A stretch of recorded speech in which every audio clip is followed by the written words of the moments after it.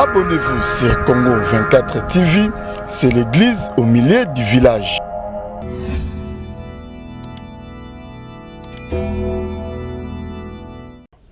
Fally Ipupa Lobango a comme un musicien parce qu'il a envié ses grands frères de Bandal qui n'étaient autres que Jibem Piana, Werason, Didier Marcel Makaba, par leur propreté, par leur aisance, par tout ça. Fally Ipupa est devenu musicien parce qu'il a envié ces vieux de Bandal. Lié mon pas Lobango, je pense que ma vidéo est ça. La question autour il y a dynastie. Idée wana faire gola. C'est génial. Nazo sepela nango danser. Pourquoi on sepela nango? Parce que la vidéo ne tombera jamais. Papa oyo zali ongana ali c'est wenge.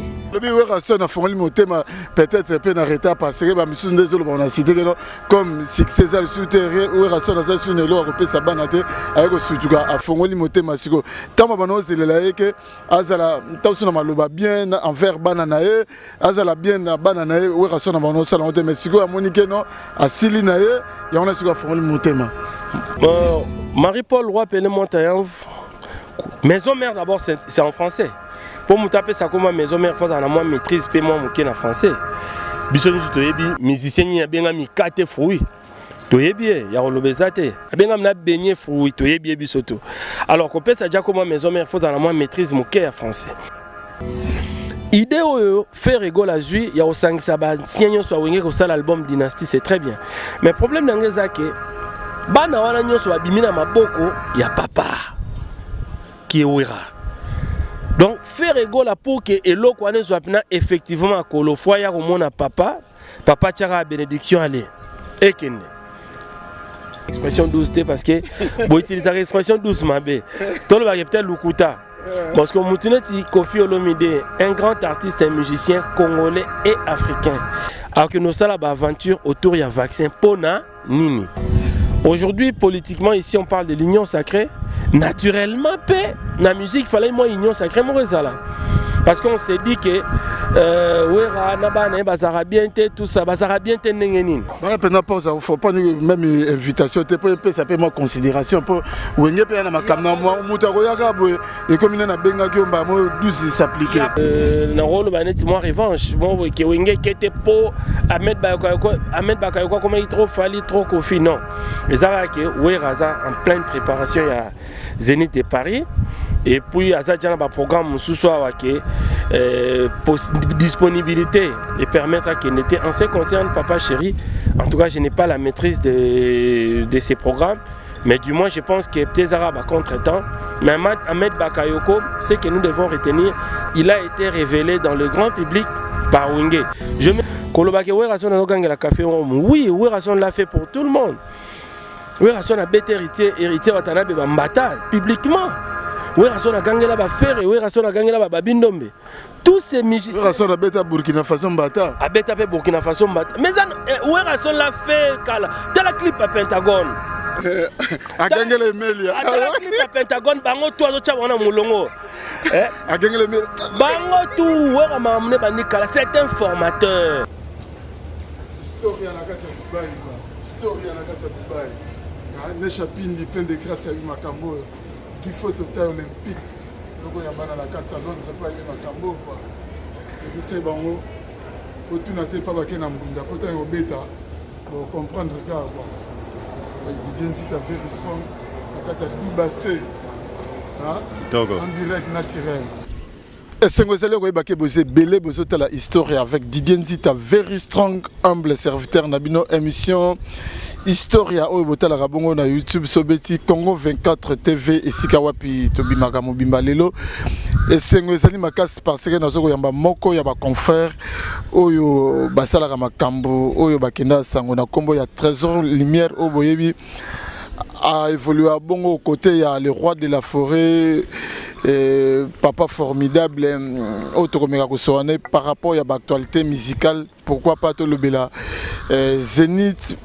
Il y a Werason pour la 5e fois. Werason faut prester na Zénith de Paris. Est-ce que Babitoune Ali, est-ce que Zénith wana ekozala to et kozala te do ba question yanga ba réponse kozala bongo ya trésor lumière ya zamba zamba botika ngana dédié émission oyo na ba oyo nga wana moni mukuba Rami ya misi na bosente ne chapine du plein de grâce na Paris Papi Sapo chef de ville na Paris et pourquoi pas na restaurant biso na biso exotique biso na kati ya Lyon chez Vieux Sims na bosanité Jackie Lomingo Crédit Lyonnais autrement dit guichet fermé vient nga di Messi na kati ya Dublin noko ya bana gifo Total Olympique na kati ya Londres Henri Mwakamote Mayolan photo mama yoyo mama kuluta bana na kati Anvers Natal Koki wana de Joseph Fongo la caméra na yo poto za bongo trésor lumière zamba zamba o déjà na zoke pona le ba zamba zamba trésor lumière bonne santé ouais kitoko Didier Nzita very strong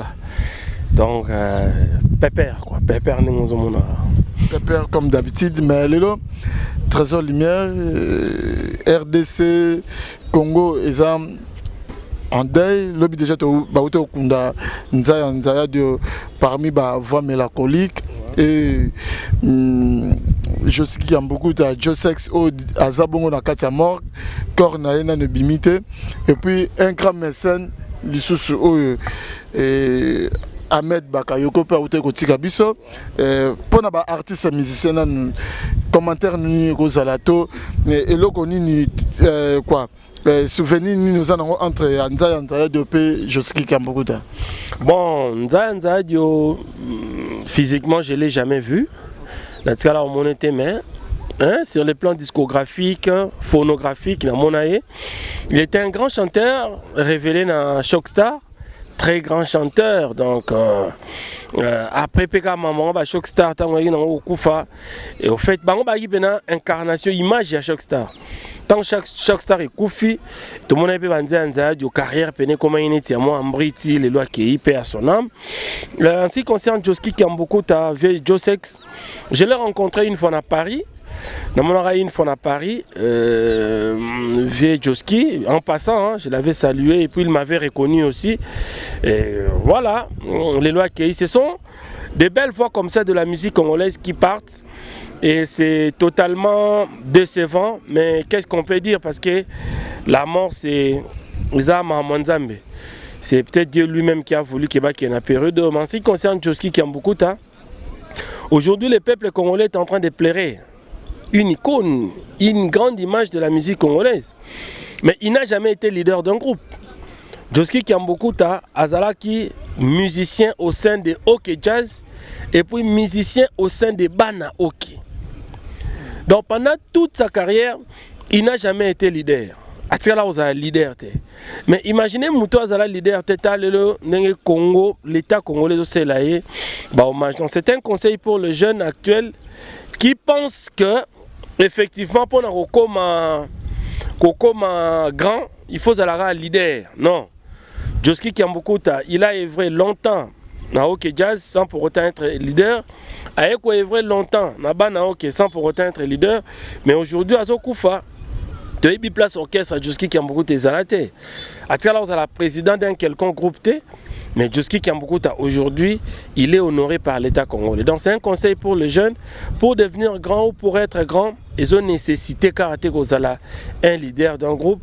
Image, référence, Yango Yabajoski Kiambukuta, comme autrefois, avec les Viendombo Petum. Ce sont des musiciens qui n'ont jamais été leaders, évoluant dans des groupes, mais l'État congolais doit reconnaître la valeur en avant. Donc être un artiste, pour moi, c'est savoir créer des belles chansons, avoir une belle voix, et quoi sa public, aux à la leader comme pas, mais sur au salaire en bien, un jour ou l'autre, aux à la honorer. Voilà. Aux à l'honorer, mais en parlant aussi, il y a Ahmed Bakayoko, mon père parmi les grands mécènes, tout le africain, tout le monde obsèque, mais et là, comment que namoni clan wengete namoni fali popa kendeki Kofi Olomide kendeki mais tobike asala pe makampo na clan wenge surtout même na wenge BCBG mais tomoni ni présence ya Jibem Piana ni présence ya Wirason.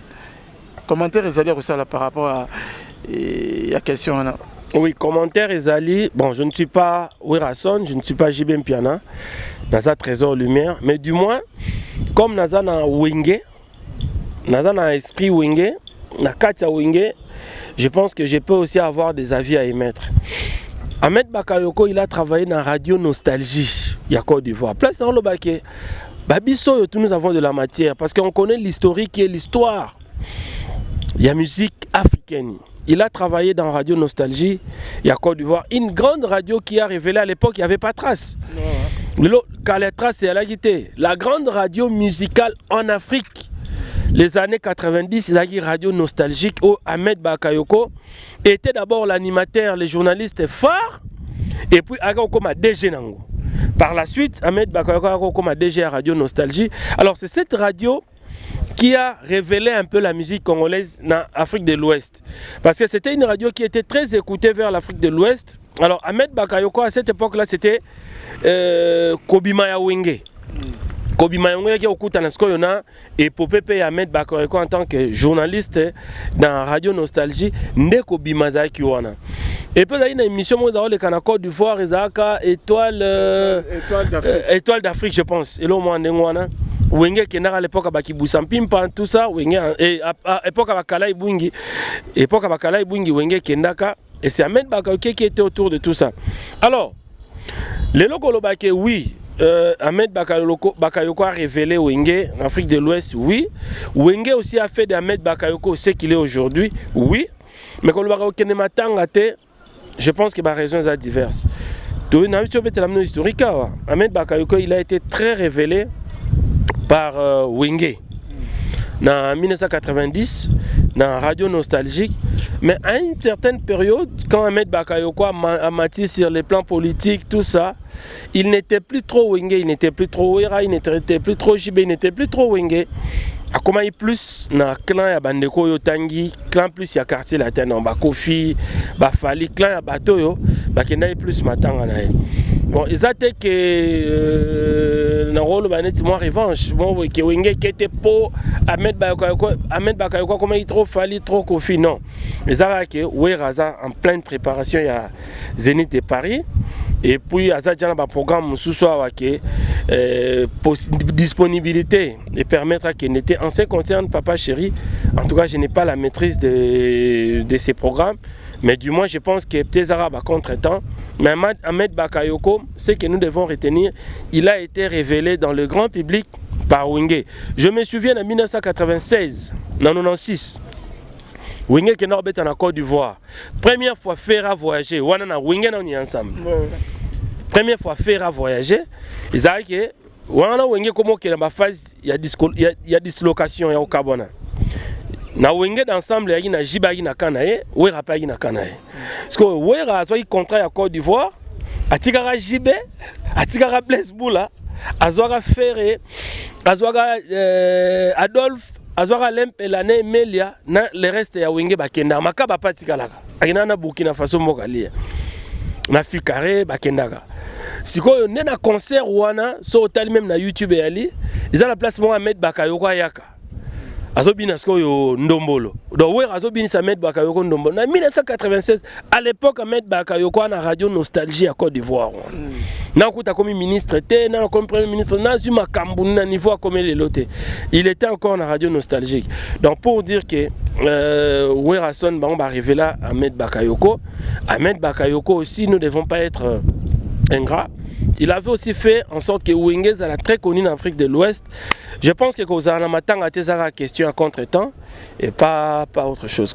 C'est bien, bon, considéré tout Seigneur, tout honneur, tout le un peu Wenge musique à maison mère, ou déjà pour la 5e fois, il fallait prester sur une grande salle, il y a Zénith de Paris. Est-ce que Mituna Isa n'a cité ma question, est-ce que concert il y a le 12 juin et que bêta matin na coronavirus coronavirus nangana yo to ko gérer ngote parce que le to comme sous comme na variant. Ça veut dire que nini virus ango za sous corona auto e ba kité ba variant mususu yé variant britannique yé variant allemand yé. Donc on ne comprend plus rien autour il y a coronavirus. Tu dois comprendre sur le côté. Mais en ce qui me concerne, je pense que concert est gozala. Pourquoi? Parce que le monde est bloqué aussi. Aujourd'hui, la boîte de nuit est raté, le restaurant est raté, surtout en France. On parle de la France parce que Zénith est en France. économiquement aussi, la France est en train de souffrir.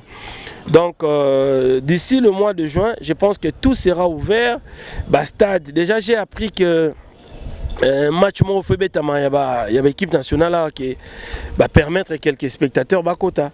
Donc je pense que d'ici le mois de juin, tout sera ok. Mais en ce qui concerne le roi de la forêt, lui il est en train de se préparer.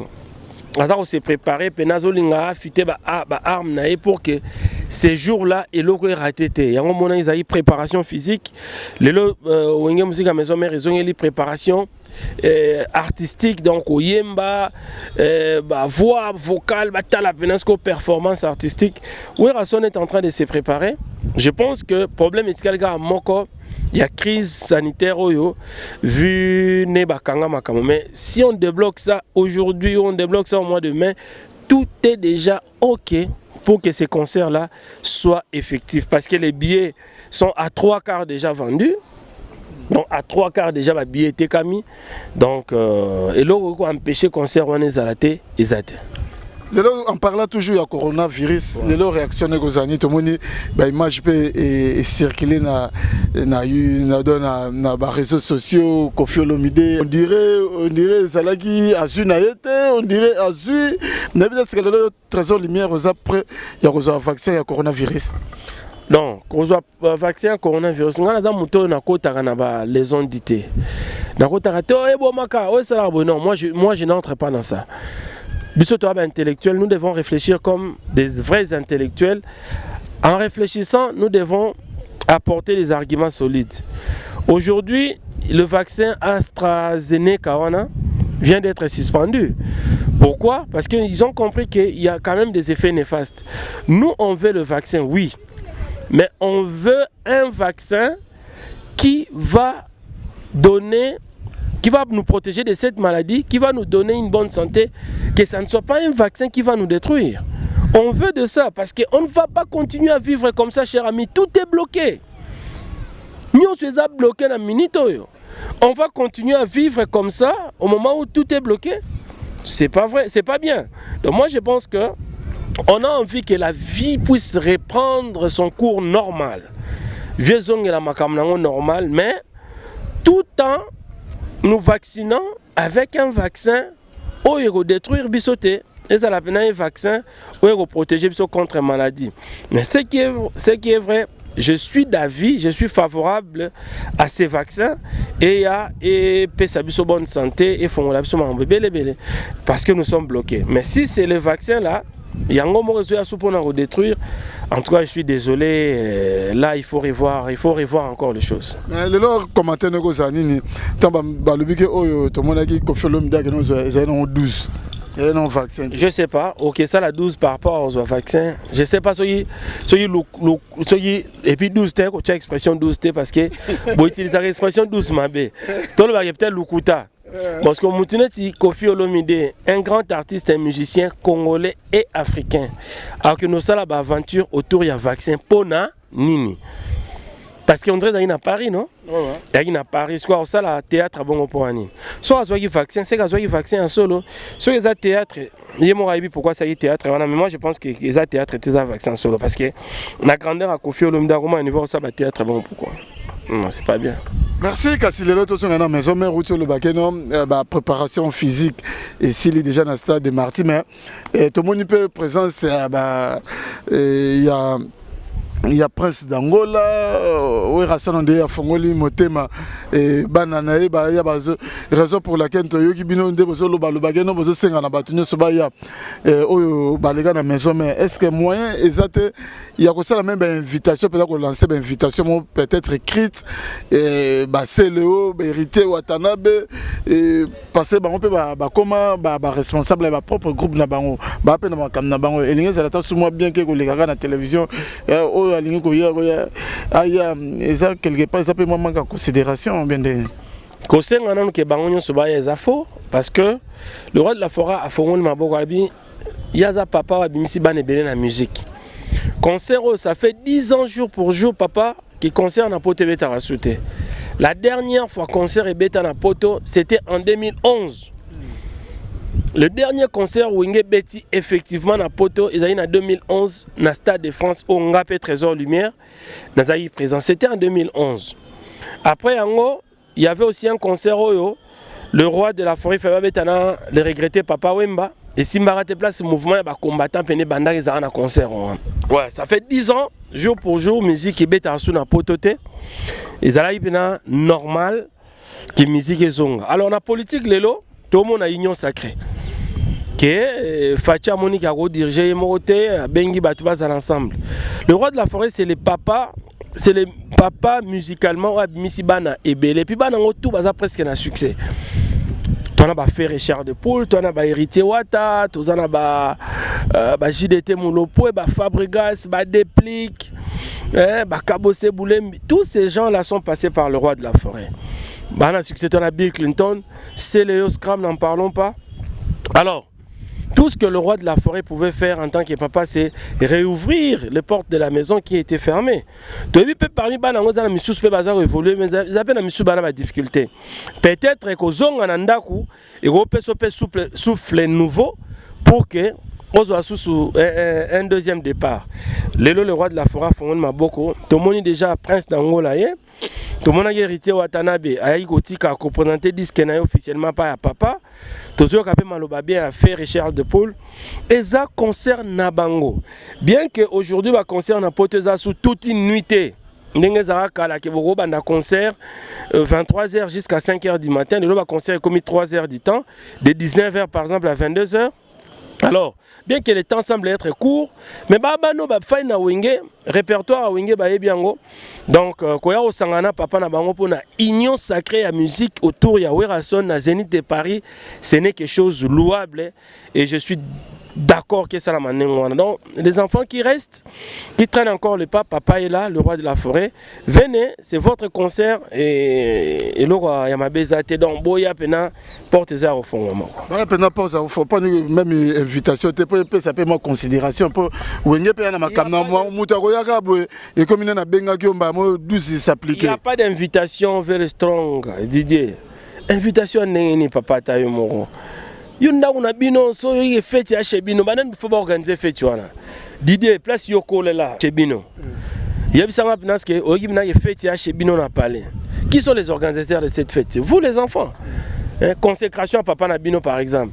Manan ba organiser les fêtes zabana bo yo mwana mo mto sala sous fête batine de l'invitation oui rason na papa na bango wengeza mouvement na bango. Donc concert à Zénith za bango bana tina invitation te yaka beta zala. Peut-être peut arrêter à passer comme si César souterrain ou raison sur le lot à sa banate avec surtout à Fongoli Motema Sigo. Tant que c'est que Azala Tausuna Maloba bien envers Bananae, Azala bien Bananae ou raison à mon salon de Mexico à Monique non à Silinae, et on a su à Fongoli Motema. Oya Zanan. Oya Zalina Nipsanga.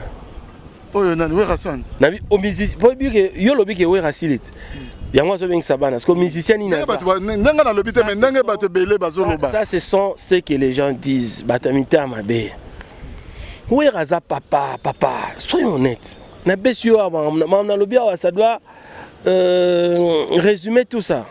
Weraza papa, est-ce que c'est le papa qui va vers l'enfant ou c'est l'enfant qui va vers le papa? Papa ndeto zaboy ceux que yo zobala ceux qui ngana zobala tonde on a biso mwasi zobala ata papa zarana kati zamba on va aller chercher ces papas là parce que sans l'aval des papas mariage ezate. Est-ce que vous avez bango eza la côté mwasi eza la côté mobile batu musu to mona na papa na bango zarana Équateur na kati au moins pena ba zui masuwa wa taba ke Équateur ba kati pirogue ti place papa za la po apé ça raval po ndima dot to pour accompagner maman na mobali a no bala mwasi. Donc pour dire que le papa est sacré, le papa c'est comme un dieu. C'est un dieu sur terre. Comment yo rolinga mwana papa ya vers yo to yo mwana ndefo ke vers papa. Oyo bango moko bana ba osala le loko zongela papa na bango, c'est une très bonne chose. Est-ce que la frustration est entre les musiciens au bazar évoluer sur la maison mais pour à besoin de 5 bamisu baya au moment où ça la bamisu baza frustré ba est-ce que tu biso to kenete a déjà tout le monde déjà ouais rationnel comme gangela na ba café room en pleine préparation bateau ba si ka ba nouveau ba nouvelle réécrit bazo mona quand même café room azapé ancien. Il y a de la place pour tout le monde, Didier. Il y a de la place pour tout le monde. Tu sais, dans la période où il y a 3 solistes, bango tout va voyager. Maison mère. Il y a une flamme kapaya, il y a une japonais, il y a une Burkina Faso. 3 solistes qui batika na guitare, qui musoa beti, musoa obeta, musoa 3 solistes bango tout va voyager. Il y a de la place pour tout le monde. Wenge maison mère au sature naturel na ngwa ba musicien biso ke ba poto wana boke poto boke na 33 musiciens y compris les danseuses y compris les membres boke 33 34 na poto. Donc il y a de la place pour tout le monde. Ba baza lelo album formidable ba mission kala ba imbate bazate et logo zobi en route vers les zéniths ba mission kala bazate. Ça veut dire que il y a de la place pour tout le monde, pour chacun de ces musiciens là. Place ezali. Ya robanga kutu ezala nango te. Donc mutu nyonso akoya o azebi ka tika trace tika empreinte na ngé musique à maison mère, il y a de la place pour na bango nyonso. Koloba ke Werason na kangela café oui, Werason l'a fait pour tout le monde. Werason a bête héritier watanabe ba mbata publiquement. Werason a gangela ba faire, Werason a gangela ba bindombe. Tous ces musiciens Werason a bête à Burkina Faso mbata. A bête à Burkina Faso mbata. Mais Werason l'a fait kala. T'as la clip à Pentagone. A gagné les mails. A Pentagone, bango tout azo tchabana mulongo. A gagné les mails. Bango tout, wera mamne bandikala, c'est un formateur. Papa, biso ba belge, batangisa biso ba komisa biso toza, bazako dike biso na fimbo. Est-ce que tu comprends ça? Bazako dike biso na fimbo. Werason c'est un formateur, c'est un vrai formateur de la musique congolaise. Donc aux alabongo na banana ye ce n'est que normal. Yango comme si bango o bazale le yango monike na marché ba musicien bana ya wera bazana plus d'impact que bana ya orchestre mususu parce que bana musu place musu ba bersara bango ata mwana na ba fai ba bercer pa ya wera son les formation yango moni na ba image le kaki wana ngana chaki le roi de la forêt zo la café room logique café room bon chanteur grand chanteur mosali 15 ans na mouvement de nyobo binati Wenge eza chant, eza danse, eza spé, c'est ça Wenge. Mais tout le monde a pu Badjan, peut ba bon danseur, te ba Serge Mabiala mais Werason na ba no gagner la bango te. Mais est-ce qu'il faut qu'on encourage? Yozo ba gagner la bango te parce que peut-être à l'époque Trésor Lumière a agité. Peut-être ba biso ba lumière ou ba Trésor Lumière tout agité à l'époque. Soto zaki peut-être bon ngabo mona ba vidéo na lo ba vidéo na zo bima parce que Zamba ali parce que Trésor Lumière est là. À l'époque Wera le faisait mais c'était sans vidéo. Et puis Lelo avec évolution en monde Lelo avec l'internet avec tout ça, bon mona mambona facilement. À l'époque ils n'ont pas qu'à boymer comme caméra à la guité, téléphone Android à la guité au monde en ondeni. Mais est-ce qu'on doit encourager la faiblesse, il y a danse, il y a Djani. Est-ce qu'on doit encourager la faiblesse? Il y a danse, il y a Serge Mabiala. Aujourd'hui, c'est quoi la carrière de Serge Mabiala? Quand le roi de la forêt cherche à former, ils ont formé Moutou totalement. Bon danseur, bon chanteur pour que tu puisses avoir une belle carrière. Lelo, Serge Mabiala a quelle carrière? Lelo Adjani a quelle carrière? Mais Lelo Ferré, qui était un grand chanteur, un grand danseur, t'as la carrière à Ferré. Héritier, chanteur, danseur, t'as la carrière naïe. Voilà, c'est dans ce sens là qu'on booster bango, bah comme encore mûr, bah vous allez encore plus performant qu'ende bazalelo. C'est bien que si lelo kolobelaga makambo ya union sacrée wana lelo commentaire ko za suni to moni que babindo mbe pona mariage ya fille na to moni a invité Werason, a invité Céléo, to moni peut faire Jésus de Nuance azo salelo komoko dynastie album dynastie oyo a invité presque ba collègue ne onyo so balega na maison mère eza esprit nini eza esprit wenge quelque part wenge amonique onde clan latino on dit que botola et son monopole à makambo potement déjà na auto le baro odbi que na obsèque Ahmed Bakayoko to monika Kofi Olomide na Fally Ipupa. Est-ce que yango na peut-être bato wenge ba moni ton to perdre de pédale tika to rapidité to sangana Dario Toto kozara trop pressé na vie. Waneza makambo yo to le bara chaque fois. Un garçon mo Dario Toto deux fois te mikolo azana actualité fona l'axoye. Yeb sa nga lumière to ça pressé na vie. Nangina lobanine. La question autour wa ya dynastie. Idée wana faire gola wa jouer za idée mo za génial. Nazo sepela nango danser.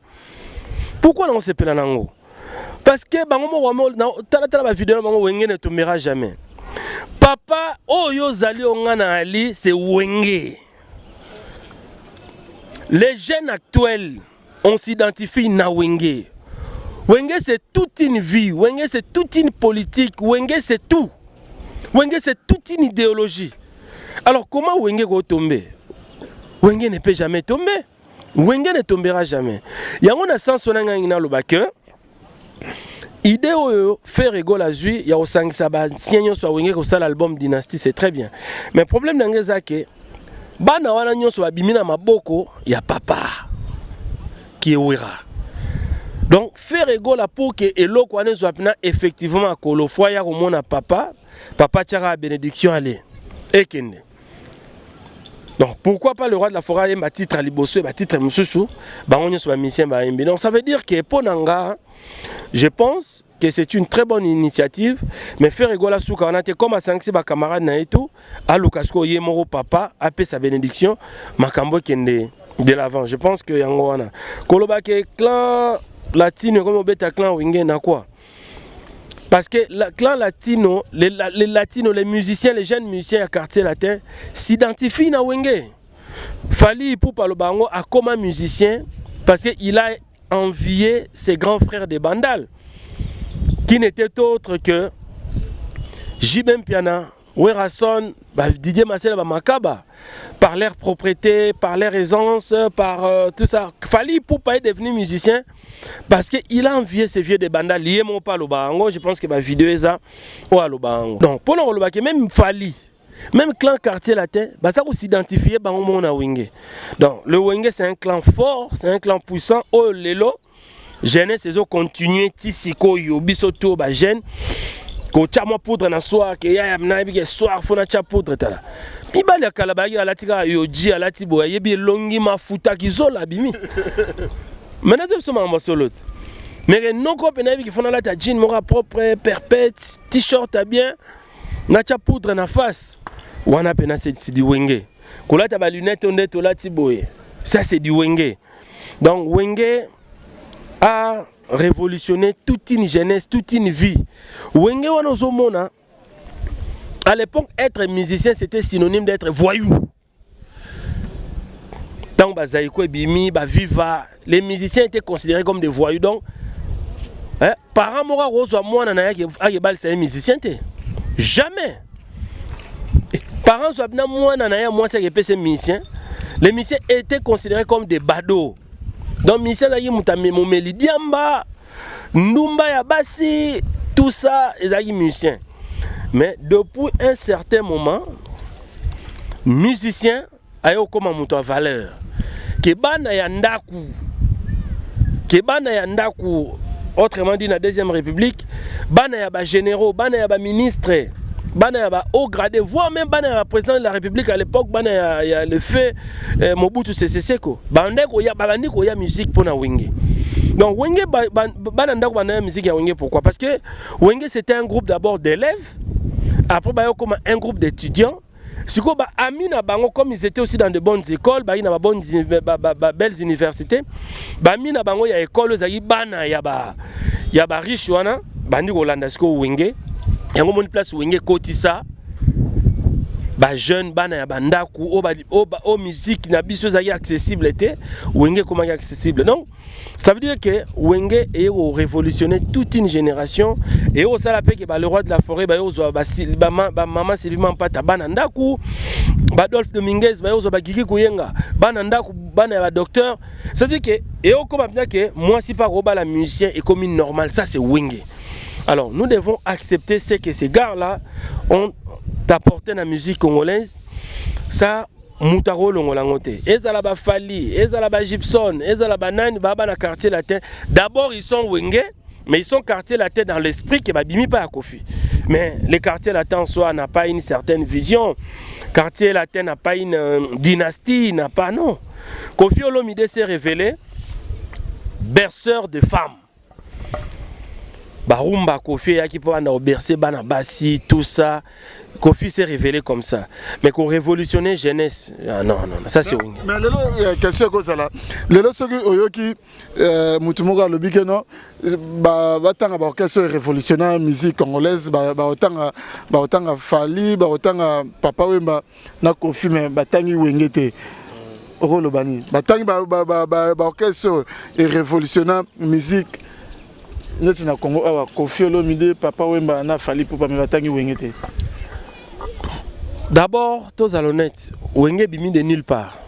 Kofi Olomide avant comme Kofi Olomide, tu es déjà que mutumo étudiant mo boye apé sa banzembo pa Papa Wemba apé sa ja banzembo. Donc c'est quelqu'un déjà Papa Wemba pas bimisa na viva, ba Yemba déjà mais Wenge za ba gar mo ba bimi de nulle part. Donc tu yaba bango na mukilité ba beta na orchestre ya mutute. Il y avait aucun musicien ya Wenga beta na orchestre mutu. Ba bima bango moko. Bayena bon chic bon genre, bayena jatance, kakol pena on ba kakol, bazobenga on ba kakol. Bayena le non esprit mom na ye, ke ba ko tendre le bord te pour ozamna donc qui frime wana, qui noblesse wana, wenge yenango. Oui, vive la musique na ba 1900 fin 1980, 77, début 80, oui, Viva la musique a apporté, surtout avec la SAP. La SAP, la type Nagrif, ça c'est Viva, ça c'est Papa Wemba. On ne va jamais cesser de le dire. Nous devons accepter les gars qui ont marqué quelque chose. Mais si quoi qui SAP délinquance, bon, moi SAP, il y a moins de délinquance. Donc moi nanda wakola ta pantalon yoji a gayarte. Papa yo lelo moi no bino kola te yoji ya ma moto. Te. En fait il y a SAP mais ils ont une moins délinquance moké. La SAP était accompagnée du chanvre, ils ont accompagné la moins délinquance, moi accompagné na qui basiebele, qui numba tout ça. Mais wenge siko yena qui kakol, qui bon chic bon genre. Oza obligé la taka yoji te. Aux obligés à ta Versace, même à tolati jean, même à tolati smoking, même à tolati jogging, mais il faut à l'année propre. Papa biso za na batune ba lempe la biso ba fan na wenge to ya ramdu petit muke biso banima ma musique kala na wenge na ensemble ota ba ne ba twa kulenda a lempe la papa le ba musicien comme no mona musicien na sa mona zo tambola a lempe la il m'a la Dieu pour prêter mon toit à Zana, moi sur la mille musicien. Donc on a poussé à la pembe na mouton n'engeni. Tu connais bané balé makaba. Bané ba Didier Masela Nwankazi. Quand on t'a mêlé à la guitare basse na cigarette, mais cigarette et misami lingate. C'était des gens très nobles que nous qui étions jeunes à cette époque-là, tous qu'on enviait bango. Très propre, de la forêt. Alors c'est que l'autre mino longwa. Quel charme! Mais nous avons son zita.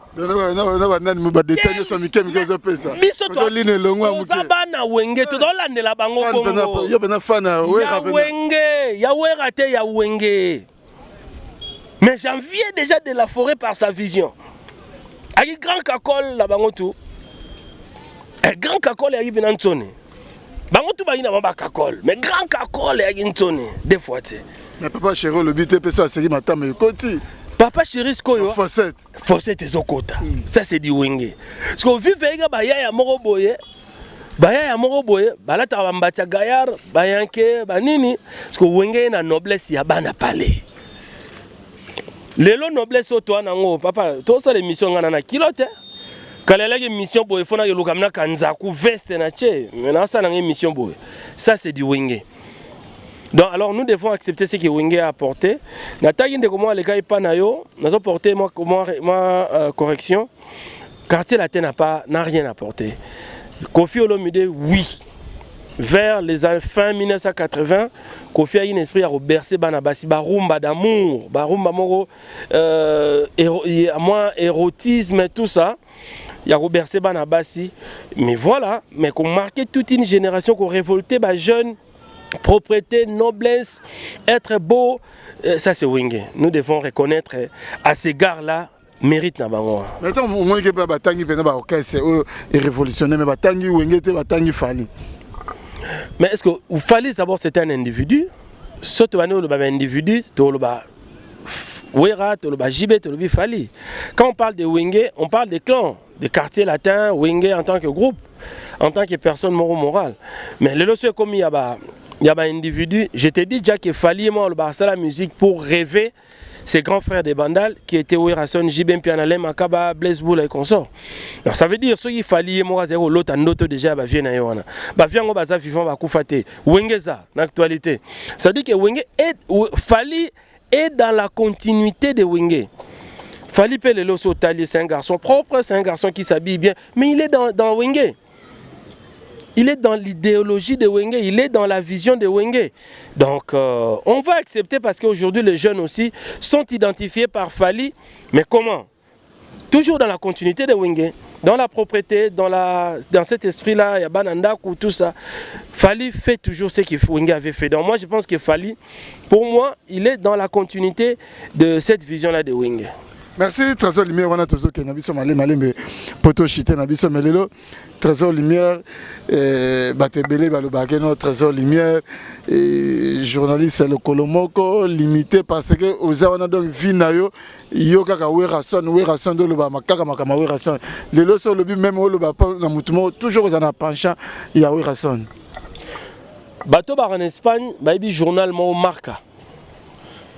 Didier Moutofaino Azamaïe, ya blagité. Kebali kamona bongai. Oh, mais je suis intelligent. Luka ba journaliste na mino bofarana ba ça na bon analyse. Tchaba on tout ça na bon analyste. Journaliste des métiers et des formations. Des métiers et des formations. En Espagne, na Catalogne, na région au Barcelone et Betaka. Parce que la région s'appelle Catalogne, Barcelone est une ville, c'est un chef-lieu. Il y a un journal Moro Marca, journal où il y a Barcelone. Namabe comme Namala Mouzaka pour Barcelone. Sauf que na Juventus de Turin dans la TV, Marseille dans la TV, Paris Saint-Germain, bana ba TV na bango. Bana ba journaliste na bango approprié au balobelaka bango. Ce sont des grandes institutions. Nos musiciens sont des grands leaders. Wenge Musique à Maison Mère, c'est une grande institution. Comment Wenge Musique à Maison Mère est une cellule de communication? Comment Wenge Musique à Maison Mère est un journaliste approprié Nangote? C'est anormal. C'est ce qu'on n'a pas connu avec nos leaders congolais. Le loso trésor les mères apporté le corona. Il faut vous bêter là, mais nous on ça va trophée, on peut ça monter au trophée.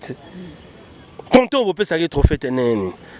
Faut que ça soit trophée parce que naye ko kotisa oyo ezalaka nango partout bongo mais la musique n'a pas quitté. Pour preuve et apporta fruit à Osaranate. Werason dans sa génération bazai combien?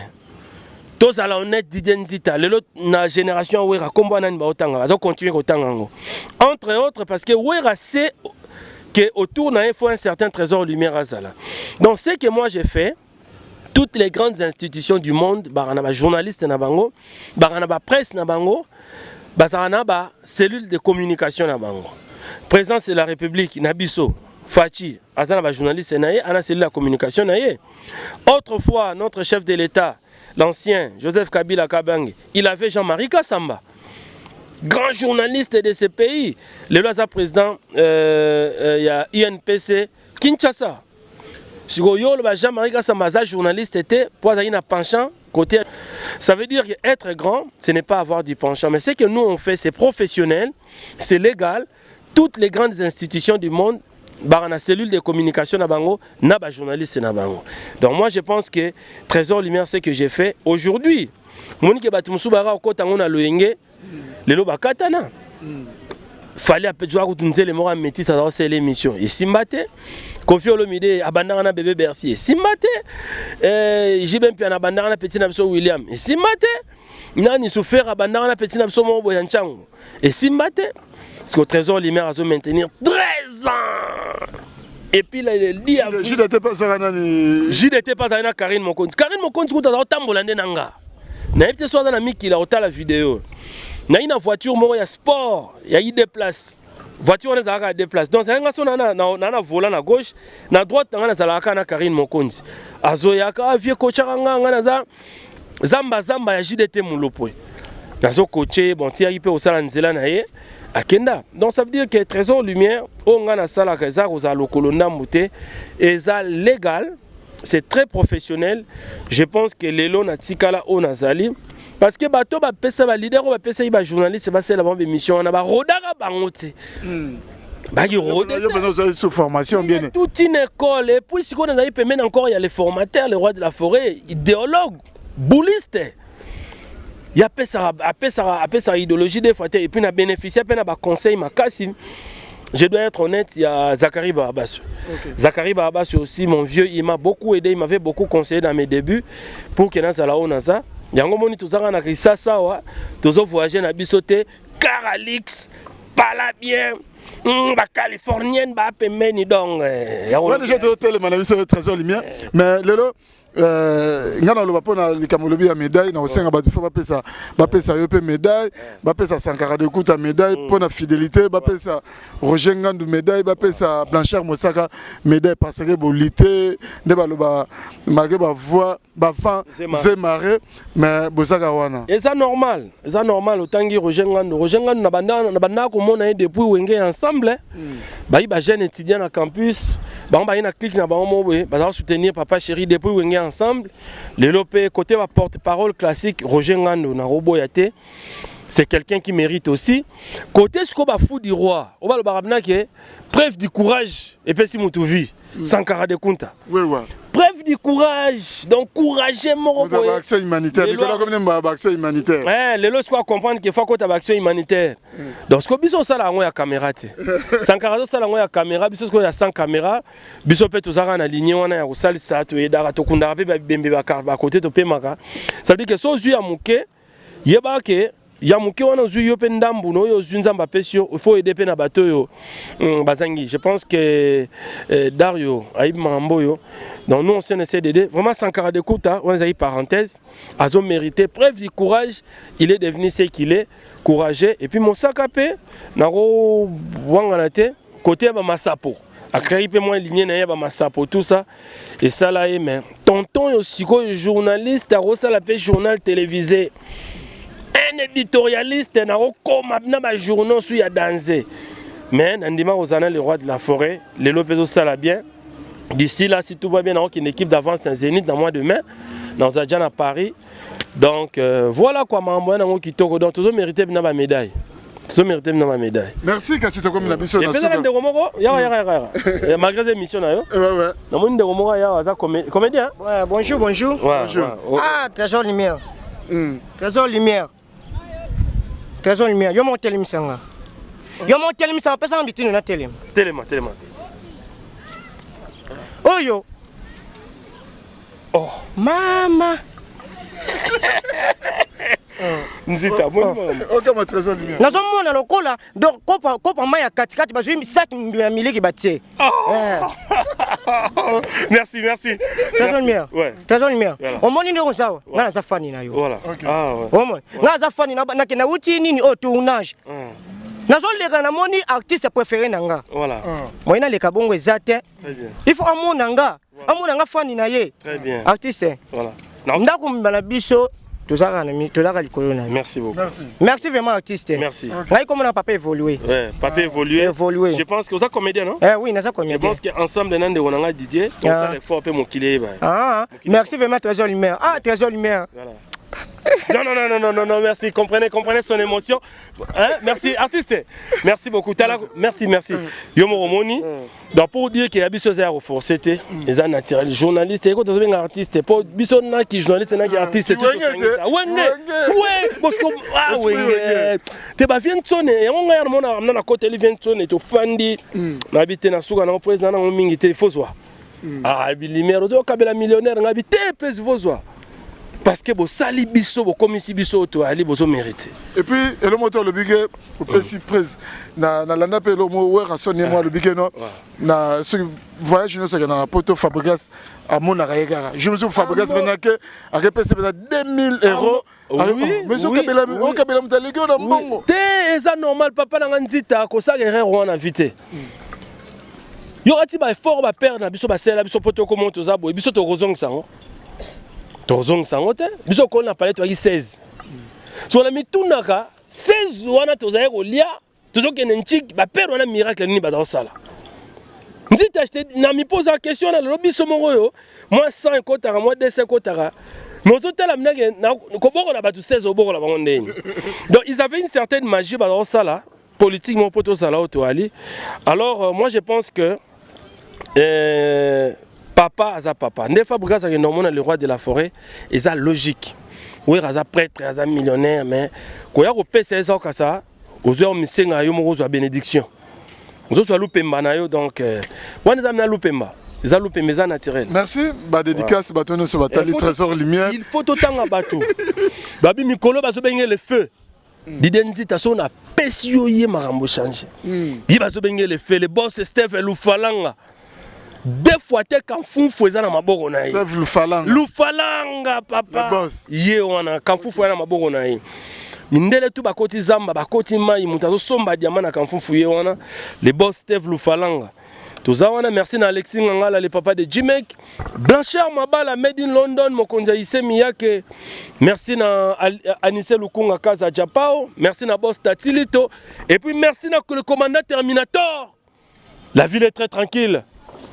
Azota Labiso, merci na commandant Francis Belge et joyeux anniversaire na bébé à commandant Terminator, bébé Ephraim, Azo totalisé une année de plus na vie naie, et puis Joseph Langouane, les fils du commandant Terminator. Donc merci beaucoup tous ensemble, merci na Darion Toto Bajiga, merci na Diego Moubola Digital, rêvons grand comme le Paris Saint-Germain, et merci na la Californienne. Yemi Kolo Tozobenge la Californienne. Diane Bossa l'élégance et la taille, au tali démarche au coup fin de mais vous voyez ça passe. Bon, on va faire de sa maison mère, donc on va rassurer. Zénith à Paris, dans mois de mai, à Paris. Dans à Paris avant Zénith, donc dans mois de mai, Trésor Lumière, il y a des équipes d'avance, né na sala kaka, équipe d'avance, donc ban à Paris, c'est la lumière à Zoya. Bon, ça m'a camé pour Trésor Lumière à Zoya Paris. Pour le 12 juin, on a un concert et réunion sacrée de musique et zozong. Et puis, les musiciens, ils sont à les musiciens, ils sont pour passer côté de la musique et bête raté. Parce que le roi de la forêt au la porte pour que les musiciens, ils monde la musique et zong, n'engé à la qui, mambo font quoi. Et puis, on a pas si mboté. Na l'homme invisible. Avant pas ça va m'boter nana. Nana tu na question mo boy. De là parce que na wa robot ça non fait couler beaucoup d'encre de salive. Surtout dans les réseaux sociaux na ba image d'image au terrain les rois pelé moi tayam vous. À le piquer combo ya de maison mère yem tapé ça ngo wenge de ce lelo ba benga wenge musique à maison mère donc maison mère yem tayo ko bak sango. Marie-Paul Roi pelé moi tayam. Maison mère d'abord c'est en français. Pour me taper ça comme maison mère fois dans moi maîtrise pe moi moké na français. Bisoni to yebi musicien ya benga mi kate fruit. To yebi ya rolobezate. Benga na beignet fruit to yebi bisoto. Alors qu'on peut ça déjà comme maison mère fois dans moi maîtrise moké en français. Moi je pense que maison mère zaki différenciation au journaliste ba ça à cette époque là pour na okabola JB Nawira. JB qui était parti avec Blaise Boula parce qu'à l'époque, Blaise Boula, on l'appelait le parrain de la révolution. C'était une révolution, bon, ça y na wenge, kenda na bango, balanda JB na sala BCBG.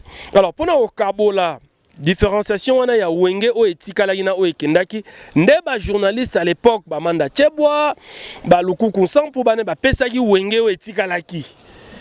maison mère, parce que Didier Massel a été resté là, qui était le fondateur. Wera sont les premiers cofondateurs ya Wenga Tikalaki, et puis Wenga Tikalaki na siège. Weza la Zamba Playa. À l'époque, il y a eu la Samba Playa. Okay. Place où Wenga a répété.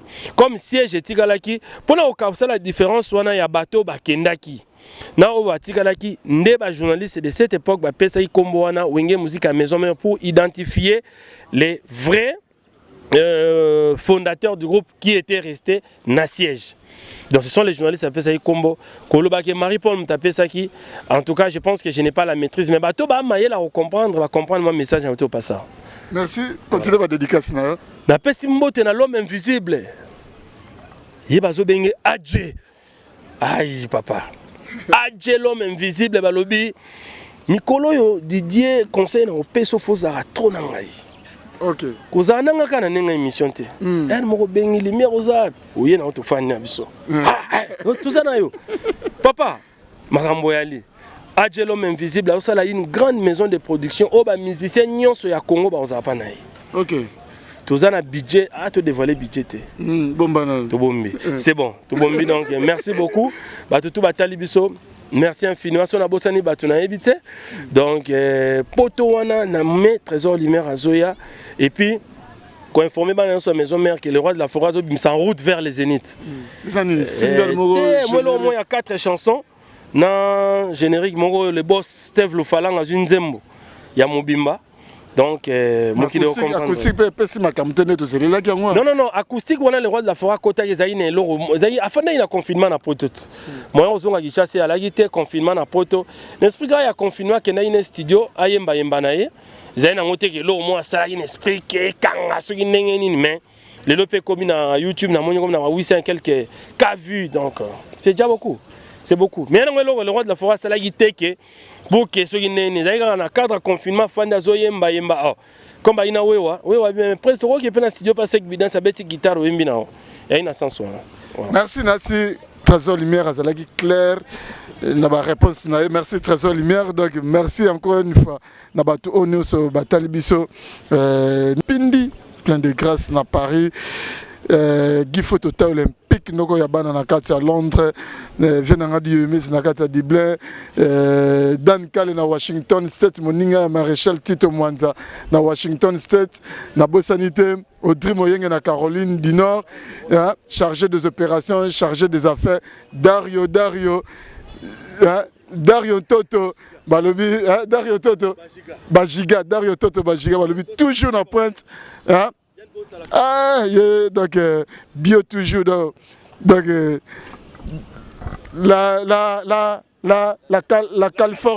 la californienne de Balobi donc naturel toujours naturellement votre donc merci naba on se va talbiso donc Papine dit le grand frère propre vu à Tiga Petit n'a été quelles que soient les intempéries nabo sanyote en tout cas Batunyoso oh batalaki biso sobo sepe na émission bolobi grand merci na Nathan Lukoki na sima caméra autrement dit bébé Bouchou na montage pe na moni ko zalaka rayo na bike Nathan Touro yo na sambelela gango déjà donc et le bon Sankara au nom de Jésus donc ezokota émission merci Historia lisolo ya litoite o kasi abilili tokomona Tokotala, Elengi, monde entier. Bon, naïna na tembete. Tosala wenge na tembete. Wenge zalaki lokola loisir ti comme ma profession. En tout cas, la Kamwara donc makambo tolobela to lemba musique congolaise ezaki na ghetto, c'est comme communautaire. Et qui dit sous on a plus bas niveau et comme communautaire. Il y a d'autres bunda po to bimsango na kata communauté, na kata ghetto, to zo disque d'or. Inshallah. Allah Akbar. Likunya et si là c'était le kunya le pananga tina francophonie bo ko changa promesse ate. Na robeta ta francophonie na poto. Ata francophonie muzo na créer. Déjà kombo no zo benga sai et uti na papa Wemba. Au moni côté o tozo uta déjà. Je veux dire, si aujourd'hui, c'est grâce à Nzembo, à tout le monde, chanté par Papa Wemba. Historia avec Didier Nzita. na remercier susu wera son roi de la forêt o leona minito Didier na kosa ote ba miseno somona ba yaka ba lobaka passeport à liboso wera mutabimisela biso soso à liboso pa babona nena ba fête ya mso ba première communion dabo e ba ke wera to liango soso musaka mampata mutalambaka ba musicien o mona kana ba fiba misapina maboko na makoz dans le tout puissant Nzambe mokonzi ye mutasala ga ba destin e ba ke yo za journaliste comment que pe ba Dubai pam pam ba journaliste belé pe bazokende kasangulu pamba pamba